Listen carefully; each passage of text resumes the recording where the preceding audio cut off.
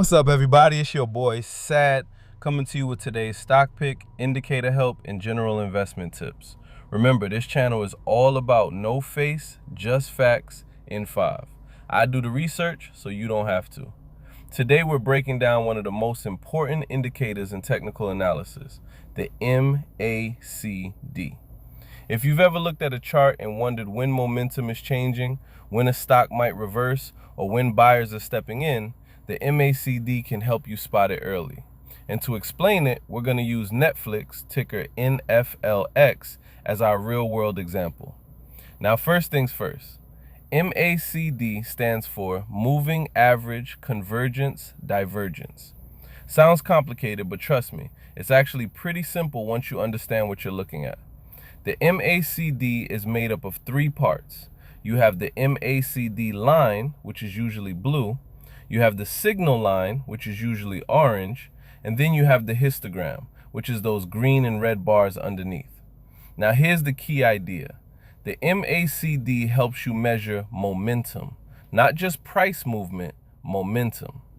That means it helps tell you whether buyers or sellers are gaining strength. So let's look at Netflix.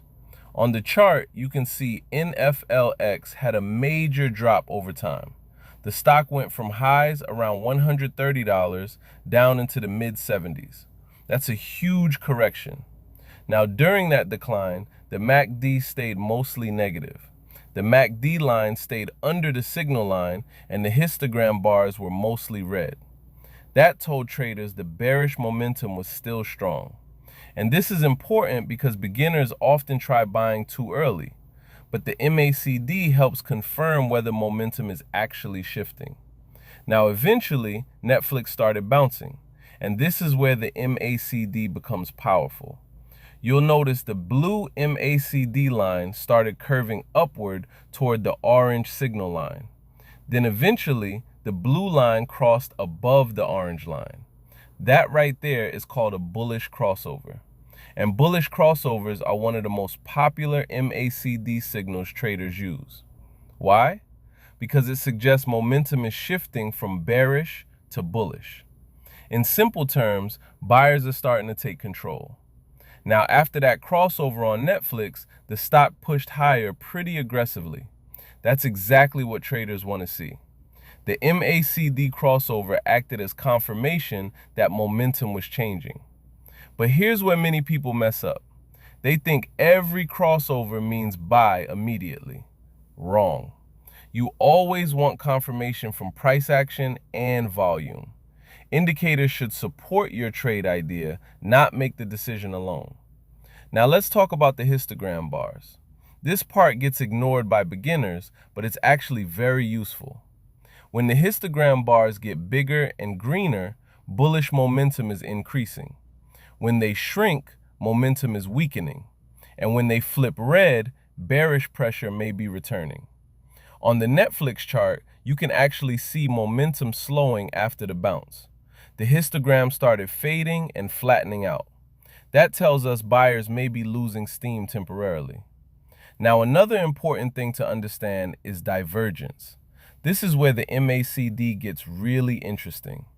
Divergence happens when price moves one way, but the MACD moves another.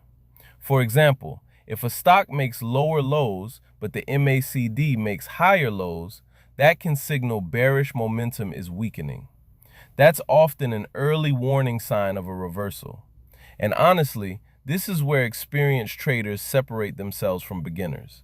They don't just react to candles, they study momentum. Now let's talk about how I personally use the MACD. I like using it for 3 things. First, identifying trend reversals. Second, confirming momentum before entering trades. And third, spotting weak rallies that may fail. For example, if a stock is climbing but the MACD stays weak, I become cautious. But if price breaks out while the MACD crosses bullish with strong volume, that gets my attention immediately. Now here's something else important. The MACD works best on higher time frames. A lot of people use it on 1-minute charts and get chopped up by noise. Personally, I prefer using MACD on daily charts and 4-hour charts because the signals tend to be stronger and more reliable. Now, does MACD work perfectly? Absolutely not. No indicator does. There will be false signals, there will be fake breakouts, and there will be times when MACD crosses bullish and the stock still drops. That's why risk management always comes first. But when used correctly, MACD can help you stay on the right side of momentum. And momentum moves markets. So if you're new to technical analysis, learning MACD is one of the smartest places to start. It helps simplify market psychology into something visual and easier to understand. Now remember, indicators are tools, not guarantees.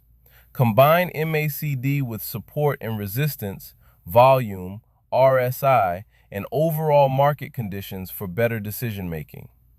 If you found this breakdown helpful, make sure you like, subscribe, and share the channel. Also, comment below and let me know which indicator you want me to break down next. And remember, no face, just facts in 5. It's your boy Sat, and I'll catch y'all in the next one.